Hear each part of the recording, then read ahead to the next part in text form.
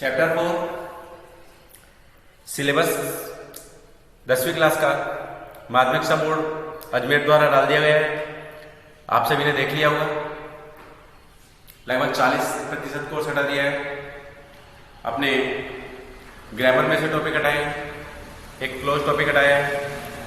अपनी 2 बुक हैं। पहली बुक है गोल्डन रेज, उसके अंदर से 4 चैप्टर रहे हैं। Second chapter on violence,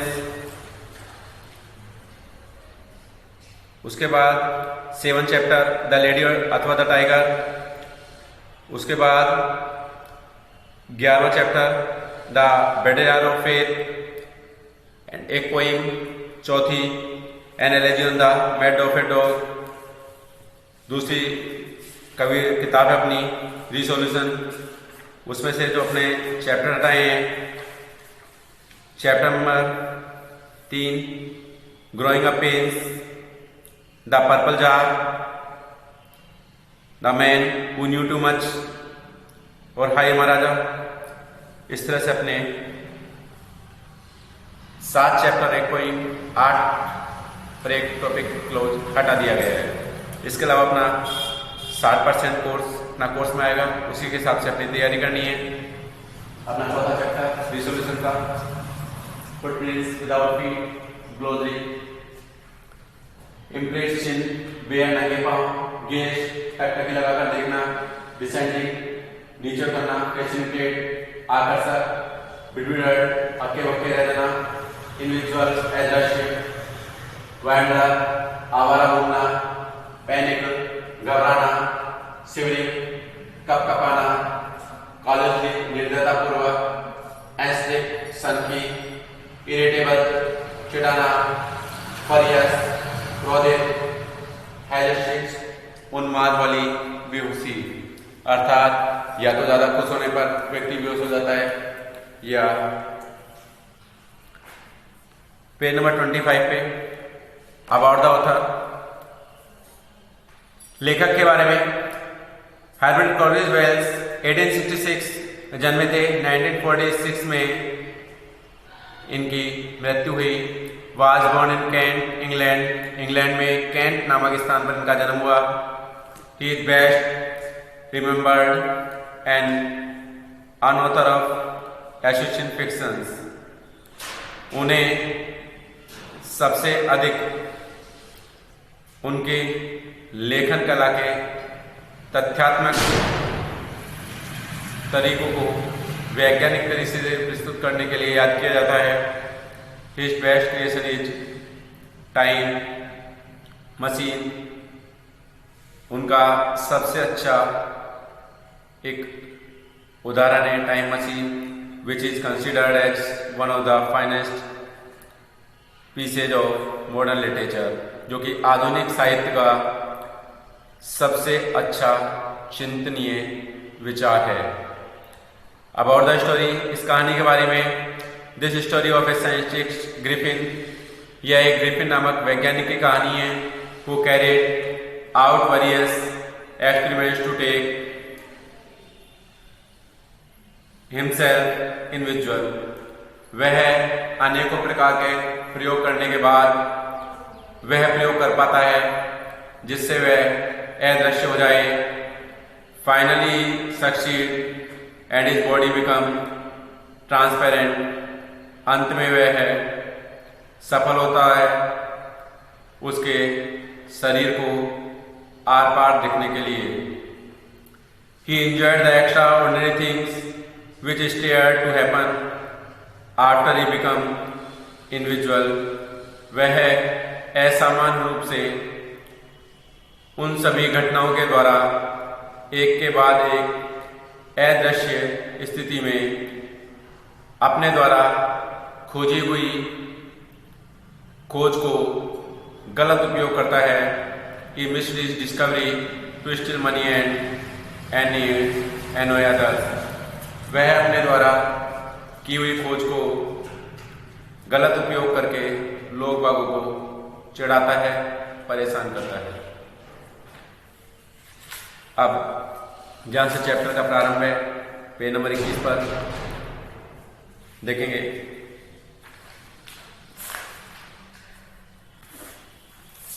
The two boys stared in surprising at the fresh muddy imprints of pair of bare feet.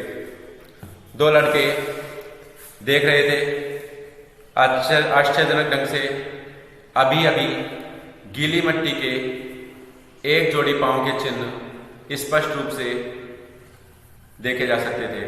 What was a barefoot man doing on the steps of a house? यह नंगे पांव वाला व्यक्ति एकदम से कहाँ गायब हो गया? In the middle of London, London की गलियों के बीच। And where was the man? यह व्यक्ति कहाँ चला गया? As again a remarkable sight met their eyes. यह सब वे टकटकी लगाकर देख रहे थे कि धीरे धीरे वे चिन्ह अदृश्य होते जा रहे थे। वे ताजा कीचड़ के अभी अभी इधर उधर प्रकट हुए थे। Further footprints followed. जब वे उन चिन्हों का अनुसरण करने लगे, one after another descending the steps and proceeding down the street. उन्होंने एक के बाद एक कदम का अनुसरण किया और सीढ़ियों से नीचे उतरते हुए वे गली में नीचे की तरफ गए। The boys followed fascinated until the muddy imprints become fainter and fainter. Fainter and fainter, धीरे और धीरे मिट जाना। And at last disappeared altogether. लड़के अनुसरण करते हुए उन कीचड़ युक्त चिन्हों को अंत तक, जब तक वो धीरे धीरे समाप्त नहीं हो गए, तब तक वे लगातार उसका पीछा करते रहे। The expression of the mystery was really simple enough. वास्तविकता में यह एक रहस्य, अद्भुत रहस्य बन के रह गया था। The bewildered boys had been following a scientist. वे हक्के बक्के लोग बाग यह नहीं जानते थे कि वे एक वैज्ञानिक का अनुसरण कर रहे हैं। Who had just discovered how to their human body transparent. जिसने कि अभी अभी यह खोज कर निकाला है कि कैसे मानव शरीर बिल्कुल पारदर्शी हो जाता है। Griffin the scientist had carried out experience after experience to prove that the human body could become individual. Griffin जो कि एक वैज्ञानिक था, उन्होंने अपने प्रयोगों को एक के बाद एक प्रयोग करके यह सिद्ध कर दिया था कि मानव शरीर अदृश्य हो सकता है। फाइनली ही स्वेलोड यानी निगलना, एक मीनिंग होती है GLP गल, उसका भी निगलना होता है और स्वेलो का भी। अंत में उसने उस रेयर यानी दुर्लभ दवा को निगल लिया। And his body become transparent as sheet of glass. अब उसका शरीर कांच की तरह आर पार देखने लायक हो गया था। Thus his wild had become a homeless wanderer.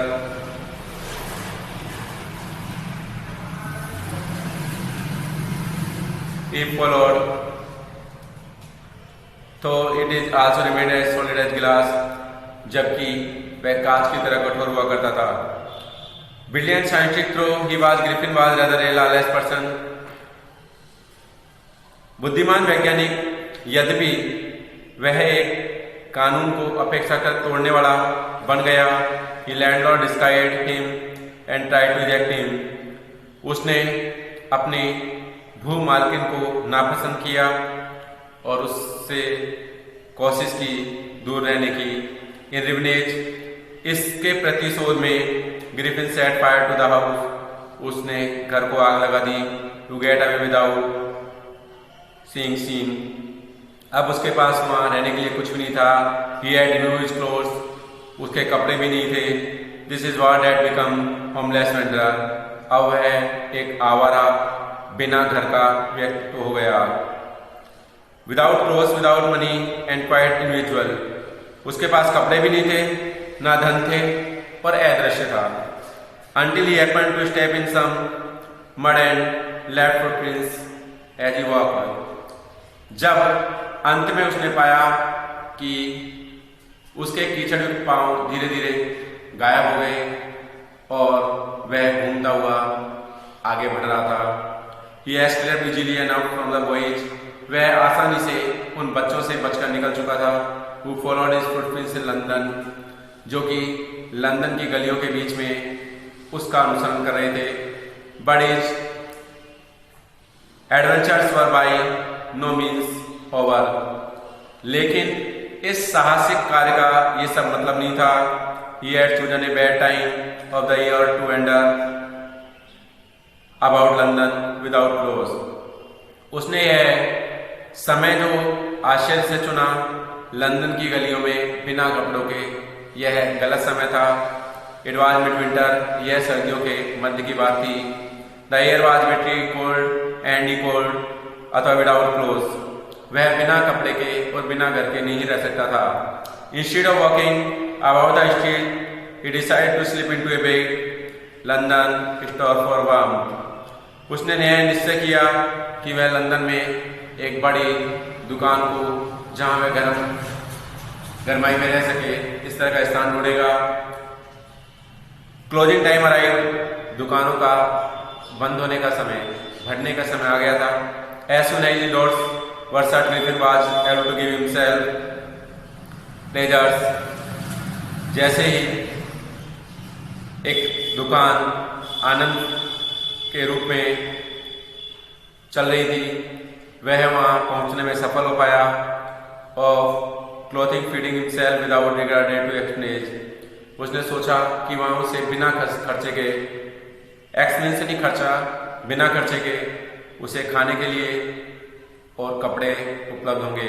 He broke out boxes and wrappers and fitted himself out with warm clothes. उसने वहां संदूकों खोला, उनके अंदर से अपने शरीर पे कपड़े लपेटे जो कि उसके बिल्कुल सही थे, आने वाले थे, और उसने कुछ गर्म कपड़े भी लिए। वहां से उसने जूते भी पहने, एक ओवरकोट भी पहना, एक वाइड ब्रिमिड हेड और एक चौड़ी किनोर वाला top. He become a fully dressed and visual person, अब वह सामान्य व्यक्ति की तरह दिखने वाला व्यक्ति बन चुका था। In the kitchen of the restaurant of found cold meat and coffee, जब वह वहाँ रसोई के अंदर गया तो उसे भोजनालय में कुछ मीट और कुछ कॉफी मिली।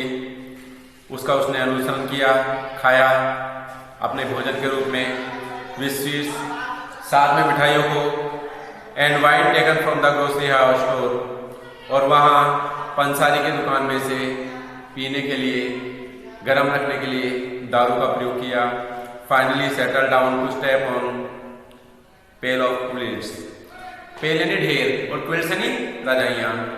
अंत में वह अपने आप को सोने के लिए रजाइयों के ढेर पर चला गया। Today it only Griffin had managed to wake up in good time, all might have been well.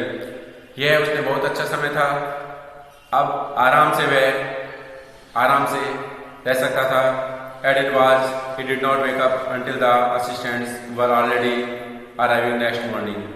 लेकिन अगली सुबह वहाँ के दुकान के सहायक कर्मचारी के आने से पूर्व वह सही तरह से जाग नहीं पाया। When he saw couple of them approaching, जब उसने अपनी ओर एक जोड़े को आते हुए देखा, he panicked and began to run. वह क्रोधित हो गया और दौड़ने लगा। देन नेचुरली गिव चेज, वे सभी उसका अनुसरण करने लगे। यहाँ तक आज अपन पढ़ेंगे, इसके बाद का चैप्टर आगे अध्याय कल पढ़ेंगे अपन। आप आपके सिलेबस के कम होने के बाद अपनी तैयारियों को कम ना करें और नए जोश के साथ वृद्धि करें।